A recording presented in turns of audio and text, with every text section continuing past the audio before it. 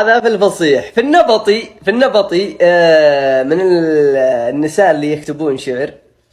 عندك طال عمرك غزية الظفيرية، تقول لزوجها: لا تشرب التتني المملوح يخرب ثناياك يا الغالي، لولاك عندي وزين الروح ما شرت لك يا بعد حالي.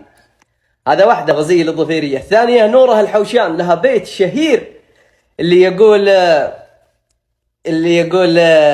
يبينا عية النفس تبغيه، واللي نبي عي البخت لا يجيبه. غيرها شاعرة ذكرها عبد الله بن خميس، لكن والله اني ناسي اسمها.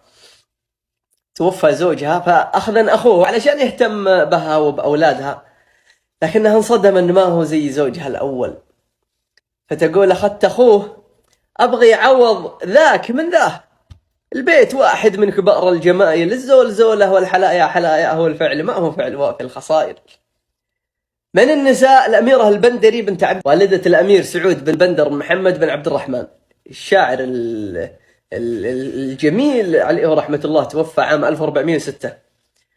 واللي يقول: تولعت بك والله كتب لي على فرقاك، حسبي على الحظ الردي كان هشقاني. واللي غنى له طلال مداح: منه حبيبك غايتي بس هنيه. ايوه، هو اللي يقول: حظ وضعني بين هذا وهذاك، انا اشهد انه ضرني ما نفعني. الأمير سعود قال لوالدته، قال: يا ليتني بينك وبين المضرة من غزة الشوكة إلى سكرة الموت.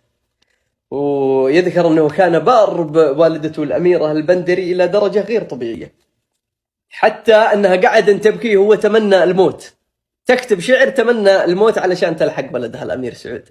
إيش تقول الأميرة البندري؟ فتقول غفر الله لها، تقول: يا ليتني حطيت أنا عنك بالعود وانته معافى يا جنيني صحيحي، والله لصيحك لين اجاورك يا سعود، الله يجعل جنب قبرك مطيحي.